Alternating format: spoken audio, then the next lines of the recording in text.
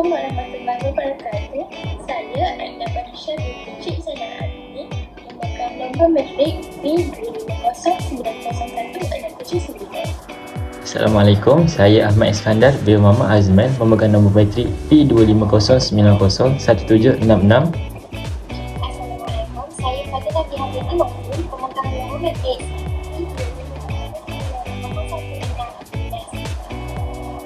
dan kami bertiga dari unit Bahasa Melayu 1. Jadi, jom kita ke kampus untuk laksanakan tugasan pada silibus terusan bagi subjek kesempurnaan berbahasa, iaitu penganjuran. Jom!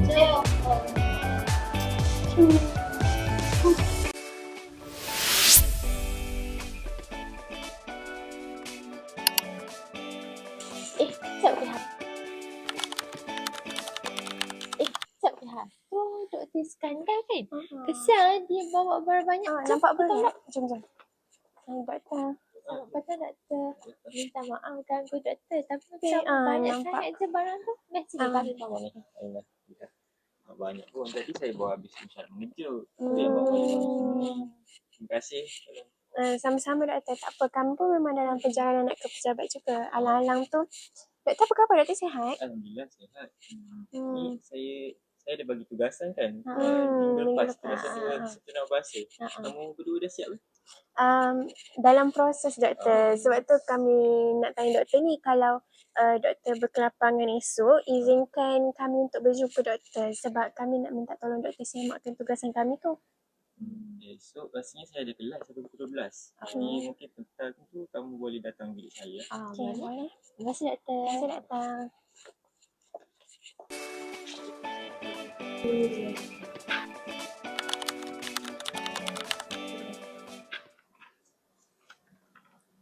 Aduh, pening lah tengok rubrik tugasan ni. Banyak sangat kriteria. Tengok tu. Apa kata kalau kita pecahkan, kita bahagi sikit seorang, lepas tu nanti kita cantum. Jadi tak adalah banyak sangat nak kena bincang. Buang masa je. Tak boleh macam tu Aina. Kalau kita cantumkan je tugasan kita, nanti aliran tugasan kita tu tak selari. Jadi supaya ketua kumpulan kali ni, saya nak kita duduk dan bincang sama-sama. Saya pun setuju dengan Biha. Jadi peranan kita ni bukan sekadar buat kerja je, tapi pastikan kerja kita tu berkualiti. Jadi saya buat pembahagian di update digital sebab saya ada akses. Betul juga tu. Minta maaf ya, Biha Iskandar. Tadi saya fikir saya nak cepat je. Jadi apa peranan saya yang spesifik? Aina, awak kreatif dalam mereka bentuk grafik. Jadi saya nak awak fokus pada pembinaan slide dan poster. Iskandar pula boleh fokus pada penulisan skrip dan fakta. Dan saya akan uruskan bahagian teknikal video dan editing. Okay, cantik tu. Jadi dengan pembahagian ni, barulah setiap ahli tu rasa bertanggungjawab kan. Tak adalah seorang buat kerja seorang goyang kaki. Okey, baik. Saya setuju dengan tanggungjawab tu. Jadi, bolehlah kita buat sekarang. Nanti tak adalah bertanggung. Boleh. Jom.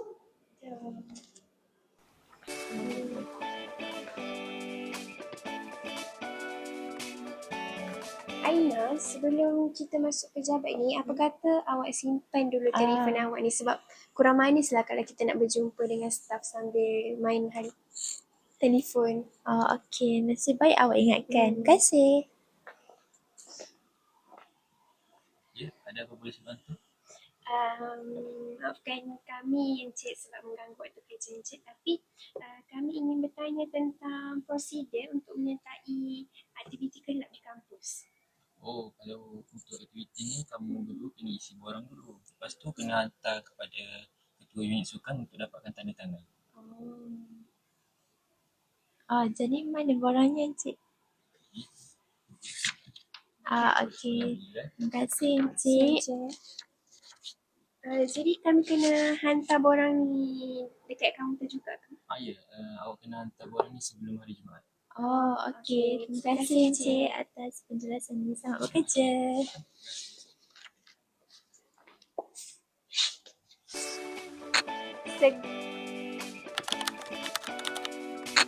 Segarnya udara petang ni, seronok juga kan kita sekali-sekala belajar kat luar?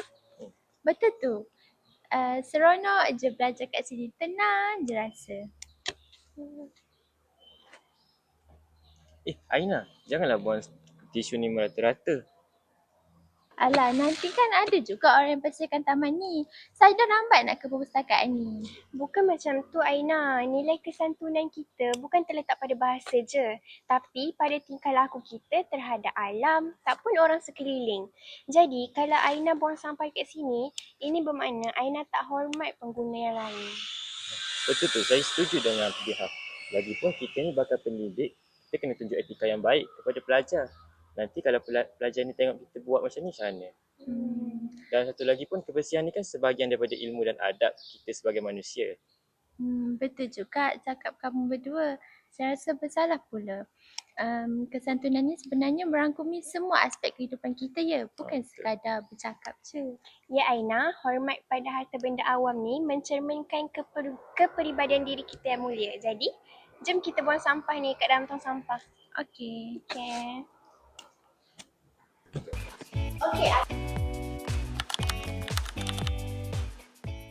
Okey, agenda terakhir kita hari ini penentuan tarikh malam kebudayaan. Jadi saya cadangkan 25 hari bulan kita buat malam kebudayaan. Mana boleh? 25 tu kan hari Khamis. Malam biasanya orang ada kelas tambahan untuk subjek elektif masing-masing. Termasuklah saya ni Awak jangan fikir masa awak je. Fikir masa orang lain juga. Kita tukar tarikh lain. Jangan gaduh, sabar ya. Poin pihak pun betul. Tapi poin Aina ni ada asasnya. Tapi apa kata kita tengok balik penyandak akademik kita? Boleh? Dengan cara tu, interaksi kita ni akan lagi jadi lebih tenang. Sabar ya. Maaf semua, saya terlepas pandang tentang kelas tambahan itu. Terima kasih Aina sebab ingatkan saya. Jadi, apa tarikh alternatif yang awak semua rasa sesuai untuk kita buat malam kebudayaan ini? Minta maaf ya Nabiha, saya teremosi sikit sebab mungkin penat puasa. Kalau awak tanya saya rasa seeloknya hari Sabtu 27 hari bulan. Sebabnya waktu tu kan cuti. Jadi saya rasa mungkin lebih banyaklah perintaan sebab yelah orang tak ada buat apa-apa. Macam mana? Korang setuju ke dengan tarikh 27 tu? Kalau setuju, saya boleh masukkan dalam minimum syarat kita sebagai keputusan rasmi. Okey, kita ambil tarikh 27 hari bulan. Okey, boleh? Terima kasih semua sebab bagi pendapat secara terbuka dan efektif. Okey. Terima kasih. Assalamualaikum dan selamat pagi doktor. Mohon maaf jika kami mengganggu masa doktor pagi ini. Saya Iskandar, ini rakan kumpulan saya dan Nabila. Ya, selamat pagi. Ada apa-apa yang boleh saya bantu?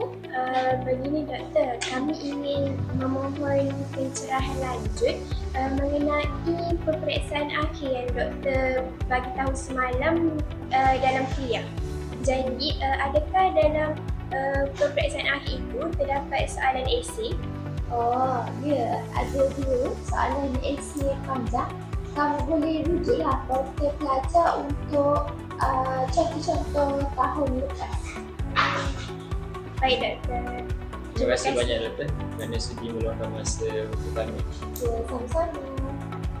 Terima kasih.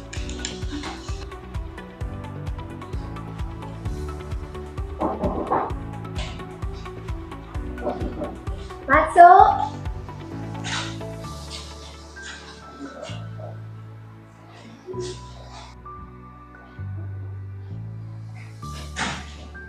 Ya, sudah duduk.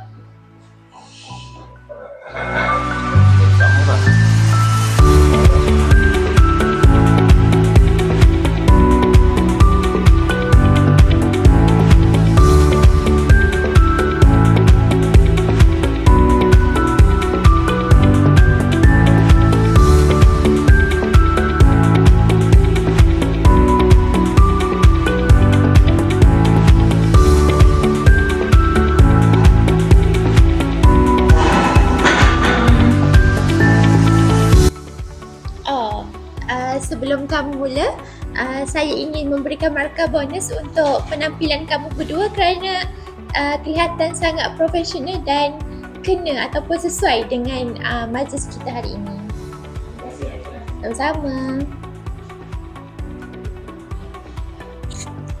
Biha, Saya dah siapkan draft email. Saya pastikan tajuknya jelas, iaitu permohonan pelanjutan tempoh tugasan kumpulan 3 kod kursus ABC 123. Oh, bagus tu Aina. Pastikan awak guna bahasa yang formal. Awak jangan guna perkataan short form seperti tak, nak atau gi. Gunakan perkataan yang formal seperti tidak, ingin dan pergi. Okey, kat sini saya mulakan dengan kehadapan Dr. Iskandar yang dihormati dan saya akhiri dengan segala kerjasama daripada pihak doktor didahului dengan ucapan terima kasih. Atau rasa nada ini terlalu mendesak? Tidak Aina, saya rasa itu nada yang sangat beretika dan profesional. Jadi awak boleh terus hantar kepada doktor. Terima kasih Nabiha. Sama.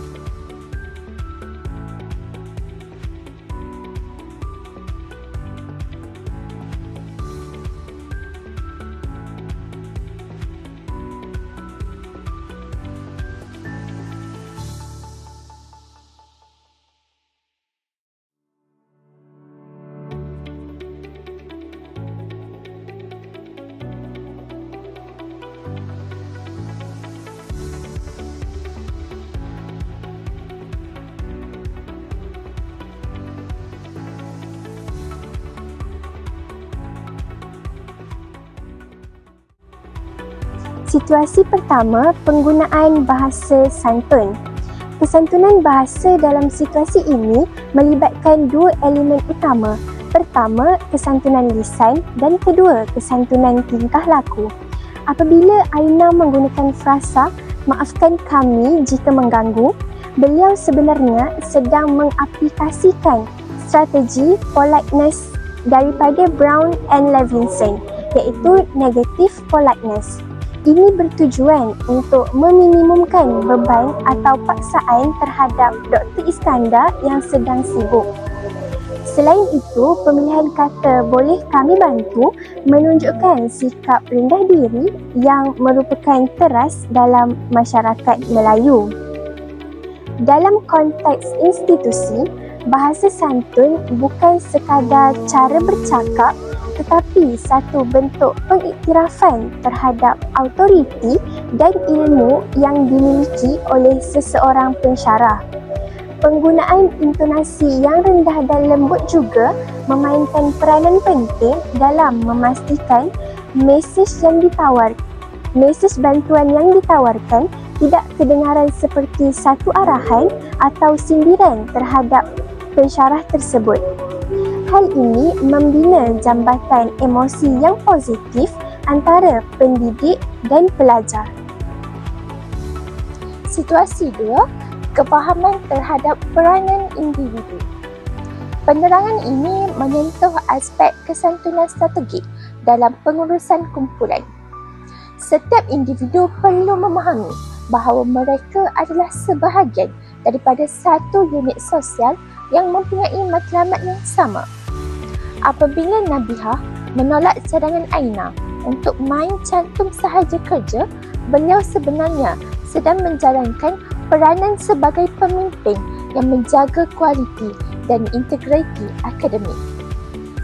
Kesantunan di sini ditunjukkan melalui proses rundingan, negotiation, dan Iskandar dan Nabiha tidak menyerang peribadi Aina. Sebaliknya, mereka memberi fokus kepada tugasan itu sendiri. Ini dipanggil sebagai task-oriented politeness dengan memberikan Aina peranan yang sesuai dengan kekuatannya, iaitu grafik, rasa kepunyaan ataupun sense of belonging Aina terhadap kumpulan itu meningkat.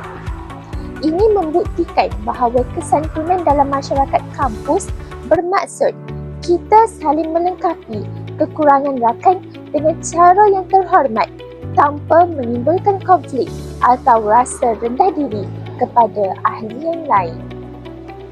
Situasi ketiga adalah situasi komunikasi lisan dan bukan lisan.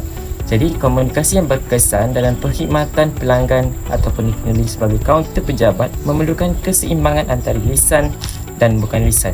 Elemen mata bertentang mata dan senyum-senyuman ini adalah satu bahasa sejagat yang menunjukkan kesediaan yang untuk berinteraksi. Jadi, tindakan Iskandar ni menyimpan telefon terlebih dahulu sebelum berurusan adalah satu bentuk etika digital yang sangat tinggi nilainya. Dia memberi signal kepada staf tersebut bahawa saya menghormati waktu anda dan saya fokus kepada urusan ini. Jadi, daripada sudut lisan pula, penggunaan kata puan dan terima kasih adalah penjelasan yang jelas merupakan satu bentuk peneguhan positif. Ia bukan sekadar meminta maklumat tetapi memberi penghargaan kepada staf yang bertugas. Jadi, perlakuan bukan lisan seperti mengambil borang dengan kedua-dua belah tangan pula adalah satu simbolik kepada nilai tangan yang memberi dan menerima dengan berkat. Jadi, jika ini diamalkan, urusan birokrasi yang biasanya dianggap membosankan akan menjadi satu interaksi sosial yang harmoni dan menyenangkan kedua-dua belah pihak. Situasi 4. Nilai kesantunan, hormat dan etika. Nilai kesantunan yang paling tinggi adalah apabila ia melibatkan tanggungjawab moral dan sivik. Etika komunikasi bukan sahaja berlaku antar manusia tetapi juga terhadap persekitaran dan norma masyarakat. Menegur rakan yang membuang sampah memerlukan keberanian moral yang dibalut dengan kesantunan. Jika Iskandar menegur secara kasar, Aina mungkin akan terasa hati dan hubungan mereka akan renggang. Namun, dengan menggunakan hujah bahkan pendidik dan hormat pengguna taman lain, Iskandar telah mengangkat isu sampah itu ke tahap nilai murni yang lebih tinggi. Hormat di sini bukan sahaja kepada orang, tetapi hormat kepada harta benda awam. Seorang pelajar yang santun akan sentiasa memastikan tindakannya tidak menyusahkan orang lain seperti makcik pembersihan atau pelajar lain yang ingin menggunakan meja tersebut. Ini adalah refleksi daripada konsep adab dalam pendidikan, di mana ilmu yang dipelajari di dalam kelas diterjemahkan kepada perlakuan mulia di luar kelas. Kesimpulannya, etika komunikasi yang baik mampu membentuk persekitaran kampus yang lestari, bersih dan saling menghormati antara satu sama lain. Situasi 5. Pengurusan interaksi sosial. Situasi perbincangan adalah medan ujian sebenar bagi kesantunan pragmatik. Pengurusan interaksi yang tertib bermaksud kita tahu bilakah kita perlu bercakap dan bila kita perlu mendengar. Apabila Aina teremosi, peranan Iskandar sebagai penenang situasi adalah kritikal untuk meredakan suasana. Penggunaan frasa sabar Aina, cadangan Biha ada asasnya adalah teknik untuk mengakui kebenaran kedua-dua pihak, validating both sides.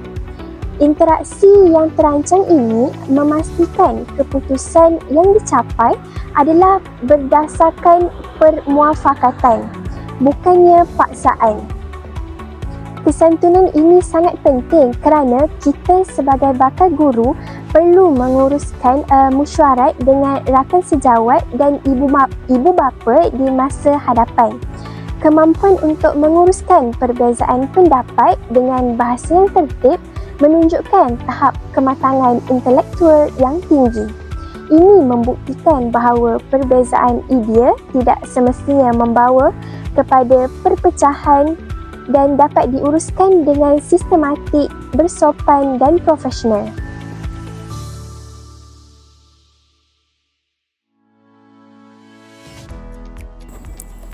Situasi pertama adalah penerangan kesantunan lisan verbal. Jadi kesantunan lisan verbal ni dalam situasi ini melibatkan sosiolinguistik, iaitu pemilihan kata berdasarkan status sosial. Yang pertama adalah sapaan hormat. Sapaan hormat ni penggunaan gelaran seperti doktor, puan secara berulang bukan sekadar panggilan tetapi satu bentuk pemberian hormat untuk mengekalkan jarak sosial yang sihat antara pelajar dan pendidik. Yang kedua adalah strategi penyelamat muka, iaitu face saving edge. Ungkapan mohon maaf mengganggu digunakan untuk menjaga air muka pendengar agar mereka tidak merasa dipaksa atau dicerobohi waktunya.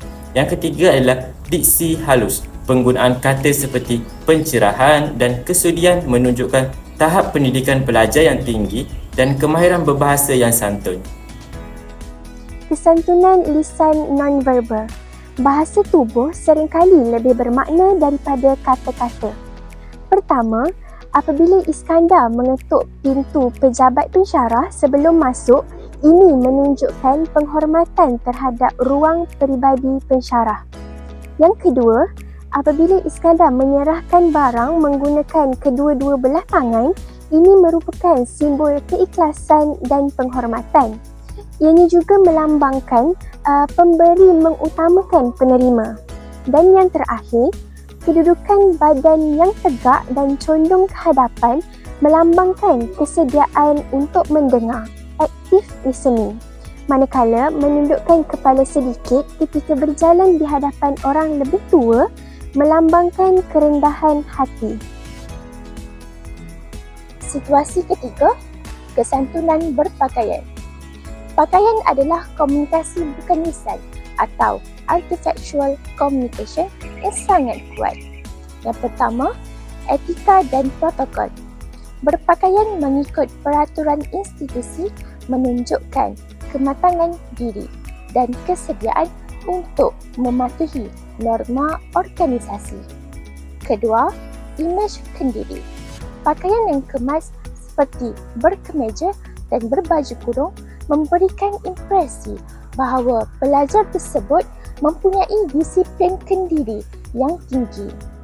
Yang ketiga, penghormatan visual. Dengan berpakaian sopan, pelajar sebenarnya sedang memberikan penghormatan kepada orang lain, iaitu pensyarah dan rakan sekelas, dengan tidak menimbulkan rasa tidak selesa melalui penampilannya selekeh atau menjolok mata. Situasi seterusnya adalah penerangan kesantunan penulisan. Jadi, kesantunan dalam penulisan melibatkan penggunaan bahasa Melayu tinggi yang sistematik. Yang pertama adalah kejelasan organisasi, iaitu penggunaan subjek yang spesifik membantu penerima yang menguruskan maklumat dengan cepat, iaitu efficient principle. Yang kedua adalah bahasa formal, iaitu menghindari singkatan, menunjukkan penulisan mempunyai literasi bahasa yang baik dan menghormati penerima email yang mempunyai status akademik yang tinggi.